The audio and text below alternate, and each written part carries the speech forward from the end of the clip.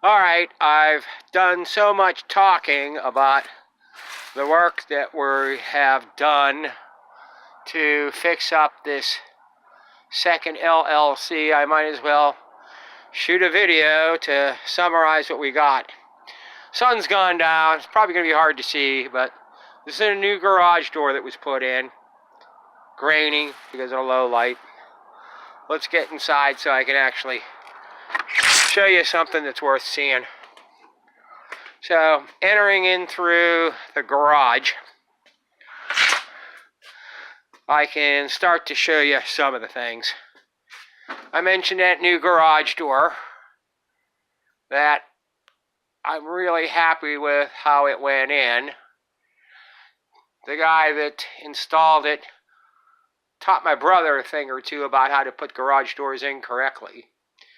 Seems that the trick is to build the frame that they're going to mate to, set the door up against the frame, and then build all the track work around the door.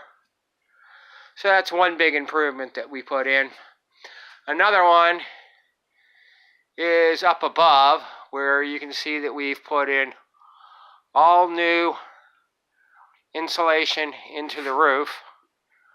So the garage is better insulated than it was before.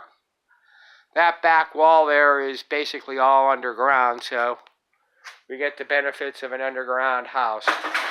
Oh, there's me tripping over my wires. So, it's a nice sized garage. Can I give you a better perspective of it? How about we swing around for a second here. And there's the lawn tractor in the corner. So we could probably put a car in here in addition to the lawn tractor, still have a decent workshop. Now around the back corner up on this ledge is the laundry area. Sure, everything's a mess. We're still working on this. Those towels are what we were using when we were doing the work on the roof to clean things off. But the washer and dryer have been tested. We've redone the pipes so that they go out through the wall and pop out above ground level. The roof repairs that I've shown from the outside involved a lot of work in the corners. So all of this here had to be removed and rebuilt before we put the roof on the place. Same thing with that far corner over there. It was bad, and basically everything along here, because it ended up being underground, and that's where the critters got at it. So we are, of course, going to clear all this out, but this has been our staging area for all our tools. So the various projects end up being stashed here with whatever's left over. This is in the process of being cleared out. And there's the power wagon that I mentioned. So now, if we come across through this door, we come into the area that I call a den. It can be technically considered a office or maybe classified as a bedroom, but I think it's better called a den or an office than a bedroom, because having to transit through a bedroom to get to the garage or laundry room doesn't still sound quite right, so I'm not going to stretch it. Now, the counter that I thought I was going to be working on this evening is here. I think if I'm up on my brother's count, we've gotten to about 10 layers of polyurethane on it. The princess did all the sanding, and my brother's been layering it down. And with very few exceptions, this is an almost glass coating on it. I would have put this in today, but it just felt a little soft to my touch. So rather than screw up the finish trying to put the sink in, I'm going to defer this until what I suppose will be Saturday. Alright, so much for this den area and the counter. Let me show you the other things that we've done. We'll take a quick peek in the master bedroom. I have corrected all the issues with the wiring to the best of my ability. I think it should all be code. We didn't have to do much in this room. Now backing out into the hallway again and turning towards the bathroom, that's where the counter came from. So it's got a fancy shower. That wasn't my idea. That's how the place came. That countertop is going back in here. And it should work out rather well. The finish is going to be a slightly different color, but I think it'll be close enough, and because of the lighting in here, I don't think it'll be obvious that it's different. And I'm going to have to make sure that I line everything up right so it mates with the sewer line going out. Now turning around back into the center hallway. This is all the way we found it, with some small exceptions of modifications we made to go on focus to the HVAC, because there was a duct that was blocked off for some unknown reason. We managed to find it. It was a return coming from the corner in the kitchen there. Now, taking us now into the rest of the house, we've piled up a lot of cardboard here that is going to go out for recycling. One of the changes that I had to make, or felt inclined to make, was that access panel down there, which is now just held in with magnets rather than screws. That access panel lets us get at the shut-off valve for the water coming into the house.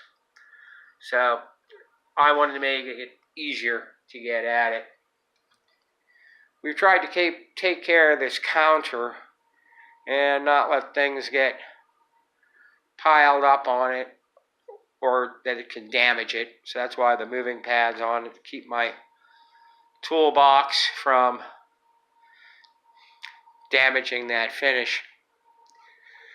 The next thing I can call your attention to is this baseboard that I installed. Took a little bit of a risk, because at first the baseboard was going to be white to go with the cabinets for the rest of the kitchen, but when it came time to actually purchase the baseboard, it occurred to me that this slate blue, or whatever you want to call it, gray, was a better choice. And in retrospect, I think it was, because it tends to frame the cabinets and the floor separately. So I was pleased with how that went in. One of the trickier corners was here, where whenever you go around a bend, this cove molding wants to curve away from the corner. So I wedged it into place, and it's staying there pretty good. The next thing that was fixed was all of these outlets here are now GFCI, and originally they weren't. You can still see the dust from my work. So we now have GFCI all along the counter. And whenever that happened, I switched off from what had been white outlets to black outlets, thinking the black outlets would go with the tile better. And it did. Another thing we had to work on was only 2 of these burners really worked well and reliably. So we had to work all these over. And the most complicated part was to allow me to replace that igniter there, because the old one had basically just decayed. But with a cooktop like this, it's not a matter of popping out a screw. You basically have to remove the entire countertop. You have to deinstall it and flip it over to work on it. Now I'll spare you, but underneath there is a grease jar that's involved with catching the grease from this built-in grill. That grease jar was missing, but I found it in the diagrams for the stovetop and decided I'd put that back in place, along with putting in a screen here, which was completely missing, even though there's warning labels there saying do not operate without the screen in place. So I'm pretty comfortable with that stove now.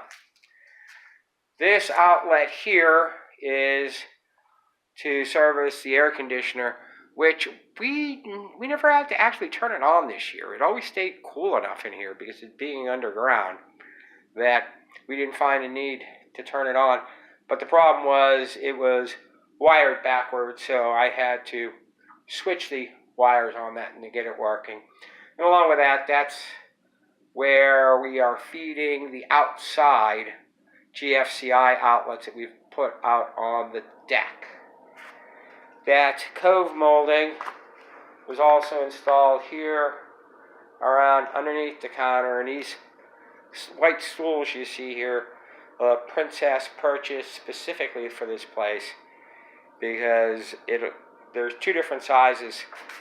Shorter ones for the raised kitchen area, and then there are taller ones which are intended for the higher side of the counter. Now, aside from that, the only other thing I can do is stick my head out this sliding glass door and see if I can get a glimpse of the deck. But that's the new deck that's been put on. Yeah, Ben, you're wasting your time taking pictures of that at night. Well, you're going to have to trust me on that. So that basically finishes it off. So that's the current state of things. Once the bathroom sink has been reinstalled and we finally get our shipment of custom windows that we will need to replace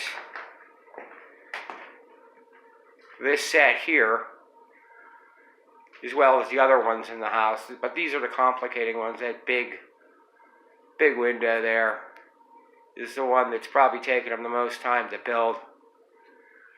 But we wanted to put double pane in, and seeing that we had to rebuild the frame around it on the outside due to insect damage, we decided, yeah, we'll go ahead and replace the whole thing. So, depending on when the windows finally get finished off, this is the place we hope to be able to rent out. That's it for now. Sorry for running long, but I ramble. Take care.